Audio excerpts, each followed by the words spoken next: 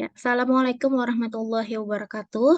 Bertemu lagi dengan saya pada hari ini di pertemuan ke-14 dari mata kuliah Kaya Gizi dengan materi yang berjudul Analisis Perilaku Kelompok Sasaran dalam Promosi Gizi. Ini adalah pokok bahasan yang akan dipelajari, yaitu yang pertama ada teori perilaku, identifikasi kelompok sasaran, kemudian analisis kelompok sasaran, dan yang terakhir yaitu langkah-langkah seleksi perilaku sasaran.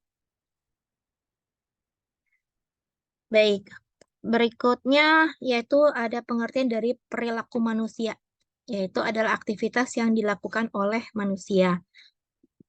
Kemudian dan perilaku manusia ini tentunya ada hal yang melatar belakangi atau yang membuat seseorang melakukan suatu hal. Itu disebut determinan.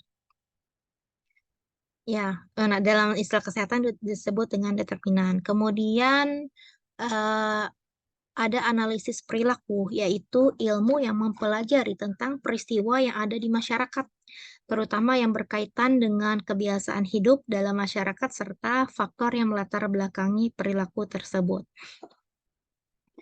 Em, Seperti contohnya ya, jadi kita menemukan di sebuah daerah itu ada banyak terjadi eh, perilaku ASI eksklusif yang kurang gitu ya. Jadi ibu-ibu di sebuah daerah itu tidak memberikan ASI secara eksklusif kepada bayinya. Nah, itu kita cari dulu itu apa sih yang melatar belakangi ibu-ibu lebih cenderung untuk memberikan makanan lain selain ASI kepada bayinya dari usia 0 sampai 6 bulan. Misalnya diberikan air tajin atau diberikan susu formula atau diberikan makanan MPASI ya. Tuh. Kita harus tahu dulu apa sih hal-hal yang melatar belakangi terjadinya hal tersebut gitu. Itu kita bisa terjadi karena dari faktor dari ibunya sendiri, ataukah ada hal lain yang membuat ibu tersebut tidak memberikan ASI secara eksklusif gitu. Nah, itu dari hasil analisis perilaku kita bisa mendapatkan apa sih penyebabnya, sehingga eh, dalam membuat program kita bisa merumuskan tujuannya apa gitu. Jika sumber masalahnya dari pengetahuan ibu yang kurang, kita bisa memberikan pengetahuan mengenai ASI eksklusif. Atau misal jika diketahui bahwa penyebabnya adalah eh, dari keluarga, kita bisa rangkul keluarga untuk diberikan edukasi mengenai ASI eksklusif gitu. Jadi nanti program yang dibuat itu memang sesuai dengan kebutuhan di masyarakat gitu. Jadi itulah pentingnya kita melakukan analisis perilaku terlebih dahulu sebelum kita membuat program di masyarakat. Nah, di sini ada teori Bloom ya. Jadi jika seseorang memiliki perilaku sehat, perilaku tidak sehat gitu. Tentunya itu akan berpengaruh terhadap bagaimana derajat kesehatan seseorang. Nah, derajat kesehatan seseorang itu dalam teori Bloom ditentukan oleh 4 faktor. Yang pertama yaitu ada keturunan, ada pelayanan kesehatan, ada perilaku, dan juga ada lingkungan. Nah, pada gambar ini bisa kita lihat bentuk apa ukuran dari lingkarannya ya, itu berbeda-beda ya. Nah, itu dapat kita tebak. Yang lingkarannya paling besar itu adalah penyebab terbesar yang paling eh, apa ya, paling besar dalam mempengaruhi derajat kesehatan seseorang. Itu yang pertama yaitu lingkungan. Jadi jika lingkungannya bagus, lingkungan itu kan terdiri dari ada tumbuhan, ada perumahan, ada orang-orang di dalamnya, itu lingkungan ya. Jadi seseorang misalnya dia menderita kanker paru-paru. Setelah diselidiki, diketahui bahwa penyebab dari kanker paru-parunya adalah karena perilaku merokok. Gitu. Bagaimana seseorang bisa memiliki perilaku merokok, ternyata di wilayah tersebut semua laki-laki itu merokok. Jadi eh, berasa apa ya?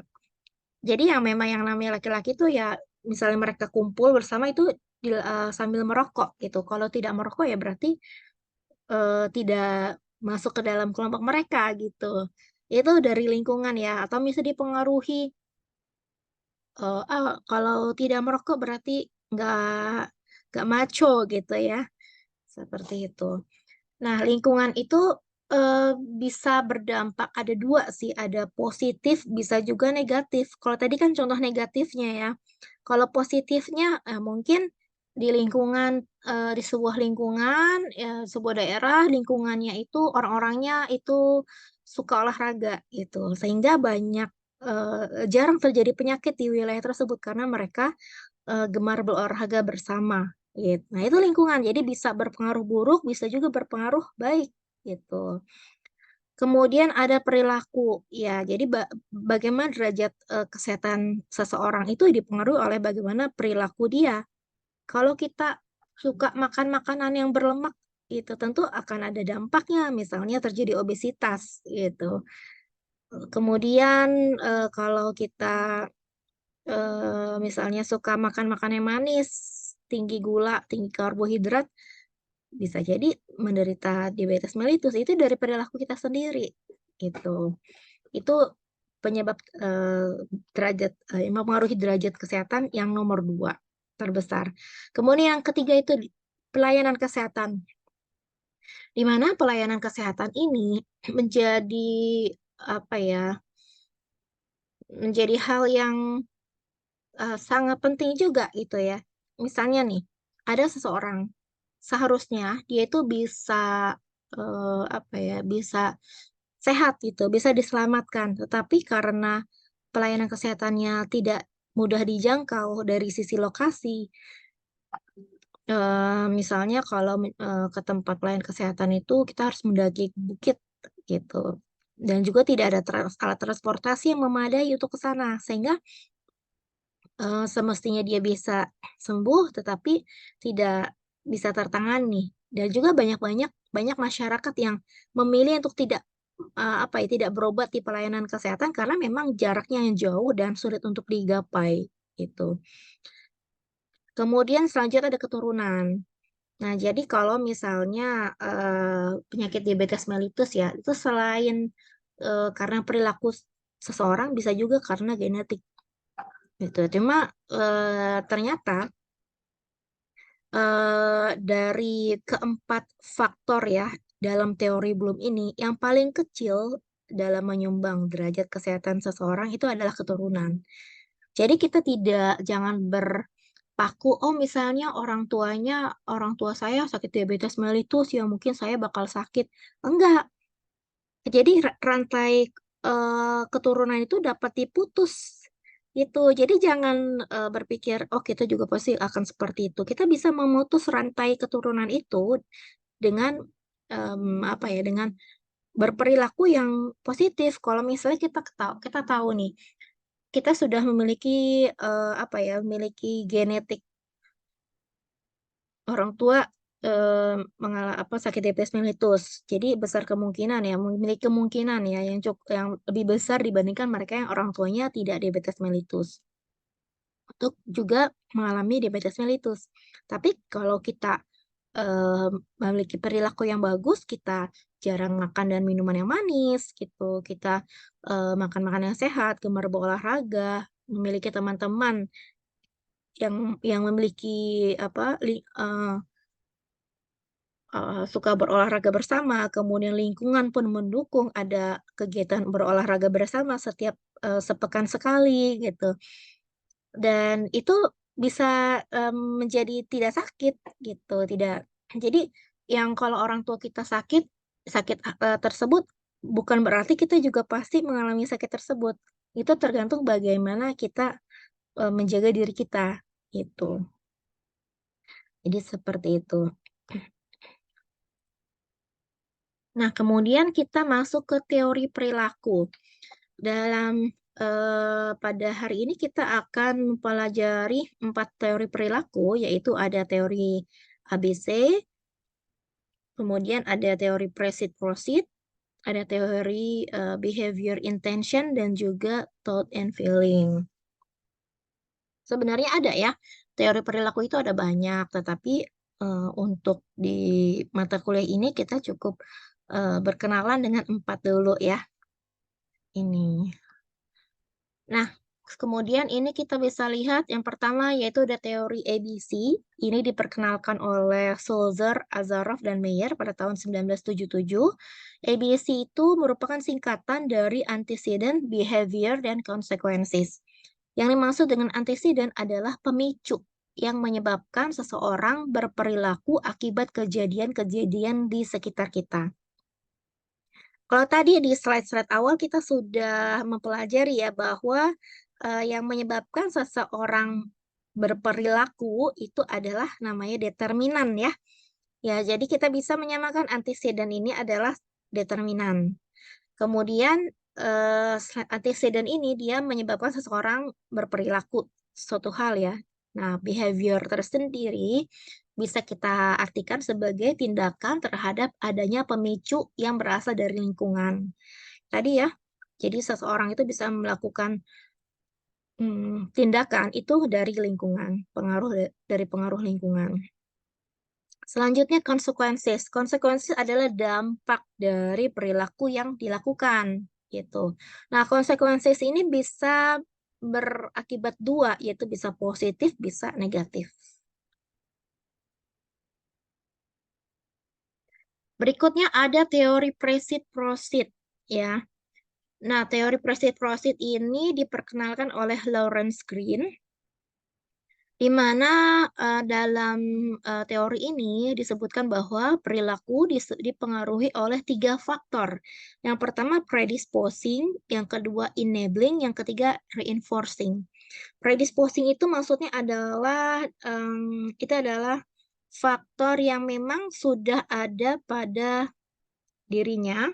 Ya, jadi nanti kita akan bahas lebih lanjut ya. Faktor predisposing itu adalah faktor yang memang sudah ada dalam dirinya. Kemudian enabling itu adalah faktor yang mendukung seseorang melakukan perilaku. Kemudian ada reinforcing. Reinforcing itu adalah pendorong. Biasanya pendorong ini berupa peraturan atau dari apa ya? Dari pihak-pihak yang memiliki kuasa gitu. Nah, ini disingkat menjadi PRESID. Nah, ini maksudnya adalah arahan dalam menganalisis suatu masalah dan evaluasi perilaku untuk intervensi pendidikan kesehatan. Kemudian ada PROCEED, merupakan singkatan dari Policy, Regulatory, Organizational Construct in Educational, dan juga Environmental Development. Ini maksudnya adalah arahan dalam perencanaan, implementasi, dan evaluasi pendidikan kesehatan. Oke, tadi kan kita sudah disampaikan di awal tadi ya bahwa dalam teori Precede-Proceed, perilaku itu terbentuk dari 3 faktor ya. Yang pertama adalah predisposing faktor, yang mana faktor yang sudah ada dalam dirinya, itu faktor dari dalam diri seseorang, yaitu bentuknya adalah dari pengetahuan seseorang tersebut, kemudian sikapnya bagaimana, kemudian kepercayaan, keyakinan, nilai-nilai yang dianut gitu ya. Misalnya dia seorang Muslim, dia memiliki nilai-nilai keyakinan bahwa dalam agama Islam itu tidak boleh meminum minuman alkohol yang khamr ya. Nah, sehingga karena dia memiliki keyakinan tersebut, nilai-nilai tersebut, dia tidak minum alkohol. Yang mana alkohol itu bisa menyebabkan terjadinya hipertensi gitu ya. Jadi perilaku minum alkohol itu bisa menyebabkan terjadi hipertensi. Itu. Jadi karena dia tidak mau minum alkohol, dia memiliki kemungkinan yang lebih kecil untuk terkena hipertensi dibandingkan dengan orang-orang yang minum minuman alkohol gitu. Seperti itu. Kemudian ada enabling factor. Enabling factor ini adalah faktor pendukung, ya, faktor pendukung dari seseorang melakukan perilaku. Faktor pendukung ini terwujud dalam lingkungan fisik, tersedia atau tidaknya sarana kesehatan seperti puskesmas, obat-obatan, alat kontrasepsi, jamban, dan lain-lain. Jadi itu adalah faktor pendukung yang menyukseskan seseorang untuk berperilaku sehat. Misalnya kita kan di lingkup kesehatan ya, gitu. Kemudian berikutnya ada reinforcing factor. Reinforcing factor itu adalah faktor pendorong. Nah, faktor pendorong ini terwujud dalam sikap dan perilaku petugas kesehatan yang merupakan kelompok referensi dari perilaku manusia.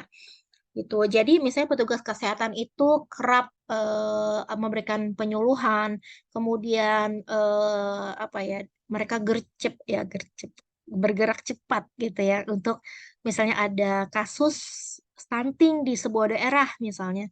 Petugas kesehatan merumuskan melapor ke pemerintah, kemudian merumuskan program-program apa, jadi langsung cepat tanggap. Jika hal itu dilakukan, cepat tanggap, kemudian didukung dengan pemerintahan yang cepat tanggap pula, maka eh, misalnya masalah stunting itu bisa diatasi dengan cepat, gitu. Em, ya, kalau untuk masalah stunting ini memang kalau untuk di Indonesia itu sudah program sudah banyak dan mudah-mudahan programnya berhasil dan juga sudah dilakukan em, kerjasama ya antar lintas sektor karena banyak sekali faktor yang mempengaruhi anak terjadinya stunting. Contohnya ya, misalnya dari tidak serta-merta dari asupan makanan gitu, tapi bisa jadi juga karena faktor ekonomi, faktor lingkungan gitu. Tentunya pemerintah setempat sudah bekerja sama dengan lintas sektor lainnya untuk mengatasi stunting ini. Misalnya pihak Kemenkes bekerja sama dengan Kemenak, kemudian bekerja sama dengan Kemendikbud.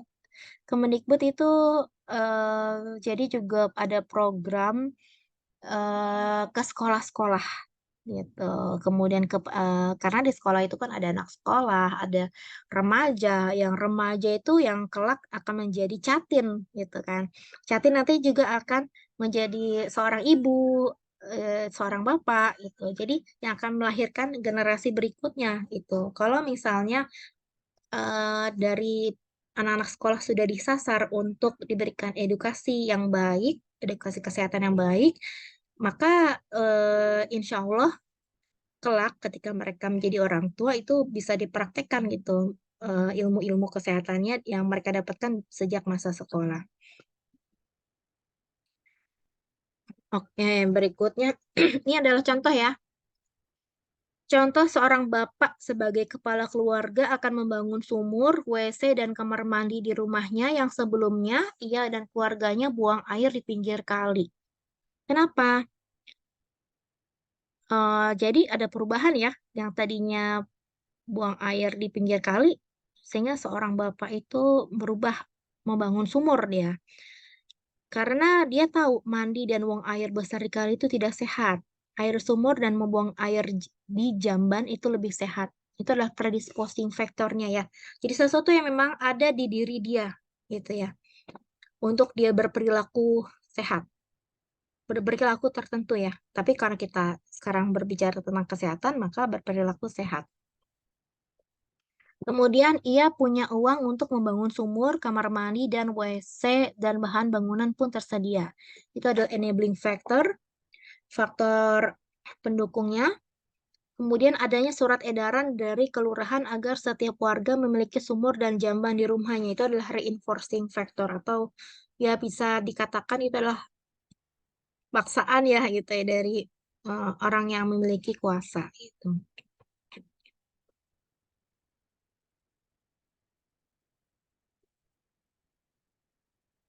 Nah, selanjutnya ada teori behavior intention.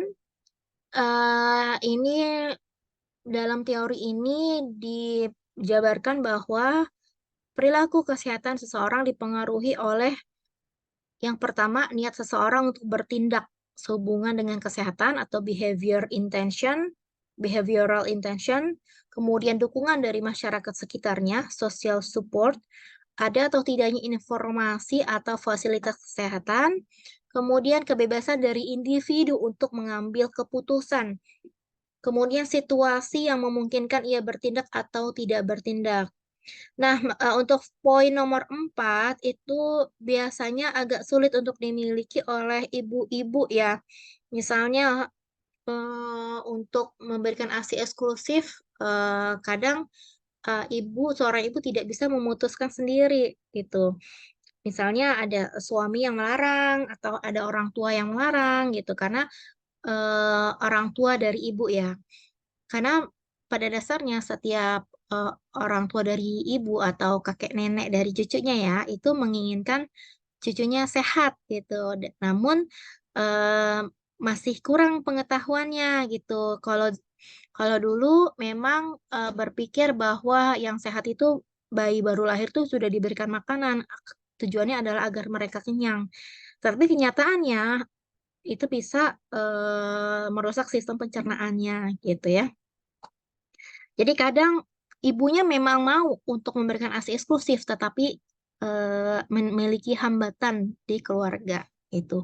Oleh karena itu, kalau untuk kasus ASI eksklusif, kita tidak hanya mengundang ibunya saja atau ibu hamilnya saja, tetapi juga undang suami dan juga orang tua dari ayah atau ibunya gitu.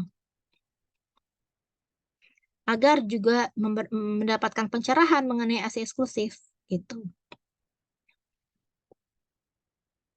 Nah, ini adalah contoh behavior intention. Seorang ibu tidak mau mengikuti KB. Mungkin karena tidak ada minat dan niat, bisa juga dari tidak ada dukungan masyarakat sekitar. Mungkin juga kurang informasi yang benar mengenai KB atau accessibility information, atau mungkin ia tidak memiliki kebebasan untuk memilih memilih apakah dia KB atau enggak gitu. Faktor lain yang mungkin adalah situasi dan kondisi yang tidak memungkinkan. Karena mungkin saja dari keluarga tidak mengizinkan dia untuk KB gitu, karena berpikir KB itu berbahaya atau gimana gitu ya. Kemudian berikutnya ada teori thought and feeling. Ini dari WHO. Menurut WHO, mengenai penyebab seseorang berperilaku tertentu adalah karena ada pemikiran dan perasaannya, itu thought and feeling, yaitu dalam bentuk pengetahuan, persepsi, sikap, kepercayaan, dan penilaian seorang terhadap objek kesehatan. Jadi, seseorang itu memiliki perilaku tertentu karena pikiran dan perasaan dari seseorang itu, gitu. Tadi mirip dengan reciprocity ya, yang faktor predisposing ya. Ya, jadi dari diri seseorang tersebut. Kemudian dan juga dari nilai-nilai, kemudian kebiasaan, perilaku normal, dan penggunaan sumber di dalam suatu masyarakat akan menghasilkan masyarakat yang memiliki pola hidup disebut kebudayaan. Ya, jadi thought and feeling dan juga kebudayaan.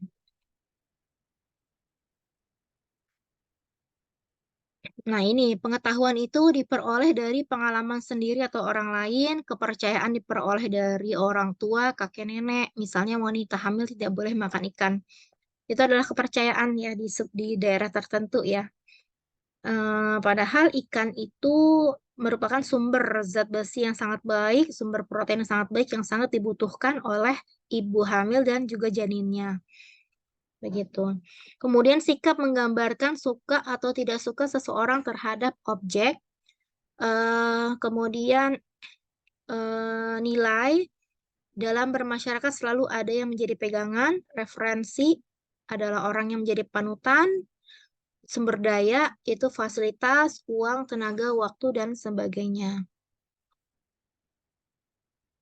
Baik, berikutnya kita akan membahas tentang identifikasi perilaku sasaran.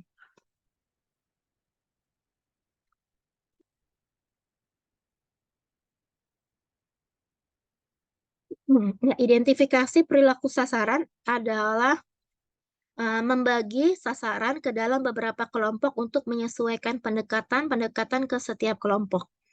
Identifikasi perilaku sasaran ini dilakukan terhadap kelompok rentan dan juga kelompok sasaran. Kelompok rentan ini disebut juga vulnerable group. Contohnya yaitu balita, ibu hamil, ibu menyusui, lansia, dan anak-anak.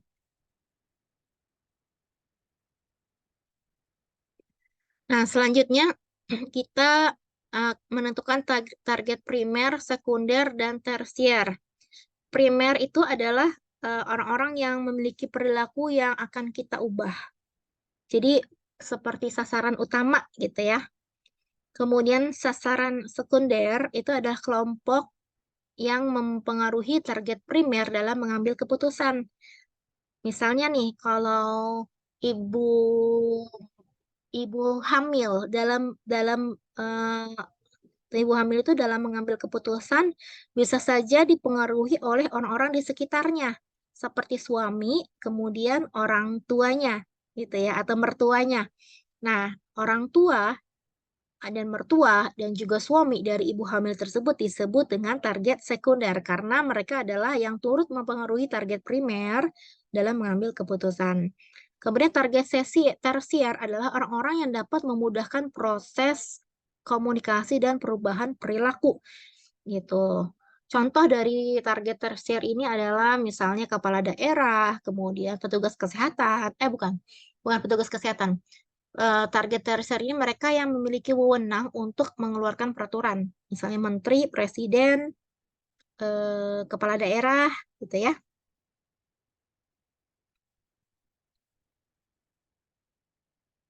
Hmm, hmm.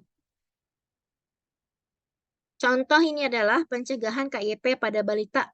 Kelompok vulnerable-nya yaitu balita, target populasinya yaitu orang yang sehari-hari mengasuh dan merawat balita, target primernya yaitu ibu dari balita, segmen A adalah ibu yang buta huruf dan tinggal di desa. Segmen B, ibu yang buta huruf tinggal di kota. Segmen C, ibu berpendidikan cukup dan juga tidak buta huruf. Kelompok target sekundernya itu tenaga kesehatan, pekerja sosial, wartawan, dan juga kelompok target tersier, pihak terkait dari berbagai sektor. Pihak terkait ini maksudnya adalah mereka yang bisa mengeluarkan peraturan, gitu ya, yang memiliki wewenang. Jadi biasanya kepala daerah, ketua RT, ketua RW, kemudian kepala perusahaan, menteri, kemudian presiden, gitu ya.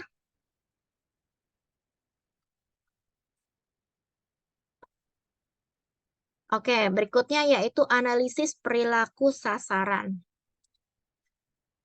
Analisis analisis perilaku sasaran ini dilakukan pada tahap penilaian yaitu assessment. Ya, dalam KIE ini kan sudah dijabarkan ya mengenai assessment. Nah, ini dalam assessment itu dilakukan analisis perilaku sasaran. Tujuan dari analisis perilaku sasaran ini adalah mengumpulkan informasi berdasarkan kebutuhan, budaya, dan praktek target audience. Nah, dalam melakukan analisis ini, kita bisa membuat daftar pertanyaan. Yang pertama, perilaku apa yang berhubungan dengan masalah kesehatan di dalam kelompok sasaran? Kemudian perilaku nyata manakah yang mendekati perilaku ideal? Apakah tidak adanya perilaku yang diharapkan dari kurangnya keterampilan atau karena kondisi dan fasilitas yang tidak mendukung perilaku? Jadi apakah dari dalam diri seseorang itu atau sebenarnya orang-orang di sana tuh tahu gitu, tapi karena lingkungan tidak mendukung jadi tidak dilakukan gitu. Kemudian apakah akibat yang ditimbulkan dari adanya perilaku yang diharapkan? Kemudian bagaimana gambaran karakteristik umum kelompok sasaran dari segi sosiodemografi, ekonomi, gaya hidup, dan persepsi terhadap masalah kesehatan yang ada. Contoh, praktek pemberian ASI eksklusif sampai usia 6 bulan pada kelompok wanita perkotaan. Ya, jadi dilihat ya dari berdasarkan data bahwa pemberian MPASI dini ya, atau memberikan makanan lain selain ASI dalam bayi usia 0 sampai 6 bulan itu tinggi. Sehingga cakupan ASI eksklusifnya bisa dibilang rendah ya. Alasannya adalah tidak memiliki waktu untuk menyusui bayinya karena harus mengerjakan pekerjaan rumah. Dan juga ada juga ibu yang harus pergi bekerja gitu. Namun ada juga ibu yang berpendapat bahwa mereka dapat melakukan semua kegiatan itu sambil menyusui bayinya. Ini adalah praktek nyata ya, berdasarkan hasil pengamatan. Kemudian ibu-ibu memperkenalkan makanan padat pada bayinya sebelum usia 6 bulan, percaya bahwa hal tersebut akan membiasakan bayi mengonsumsi makanan padat bayi secara dini agar perut beradaptasi dengan makanan padat. Kemudian ibu-ibu lainnya menyarankan agar ibu-ibu mulai memperkenalkan bayi mereka dengan makanan lembek jika ASI tidak cukup. Gitu. Ini adalah praktek pemberian ASI eksklusif, ya praktek ya di sebuah daerah. Nah, dalam melakukan analisis perilaku kita ajukan beberapa pertanyaan. Pertama, siapakah sasaran primer? Kemudian, apakah perilaku yang diharapkan? Apakah perilaku nyata yang ada? Apakah penyebab terjadinya perilaku nyata tersebut? Jawabannya adalah sasaran primernya yaitu ibu-ibu yang memiliki anak berusia kurang dari 6 bulan, juga ibu hamil. Karena ibu hamil nanti kan kelak akan melahirkan, memiliki anak usia kurang dari 6 bulan. Jadi akan lebih baik kalau memang kita menyasar ibu-ibu hamil juga gitu, agar setelah mereka melahirkan itu bisa dipraktekkan itu. Sasaran sekundernya adalah tenaga kesehatan, suami dan mertua. Sasaran tersier, pemerintah dan lembaga swasta. Perilaku yang diharapkan yaitu ibu-ibu memberikan ASI eksklusif sampai umur 6 bulan dan diteruskan sampai umur 2 tahun. Kemudian memberikan MPASI kepada bayi di atas usia 6 bulan. Perilaku nyata di masyarakat yaitu ibu-ibu telah memberikan makanan selain ASI kepada bayinya sebelum berusia 6 bulan dengan berbagai alasan. Ini kita tinggal jawab aja ya. Jadi setelah kita menemukan praktek-praktek kenyataan-kenyataan di daerah, kemudian kita jawab 4 pertanyaan ini ya. Kemudian yang keempat, yaitu penyebab terjadinya perilaku nyata. Jadi perilaku dari ibu-ibu yang tidak memberikan ASI eksklusif gitu ya. Apa sih penyebabnya? Kita ini juga berdasarkan dari pengamatan dan juga wawancara ya di daerah tersebut. Penyebab pertama yaitu tidak memiliki waktu untuk menyusui bayinya. Kemudian penyebab kedua yaitu kepercayaan bahwa memberikan makanan sejak dini itu akan membiasakan bayi untuk mengonsumsi makanan, untuk mengenal makanan. Kemudian merasa bayinya belum cukup kenyang sehingga diberikan makanan padat lebih awal.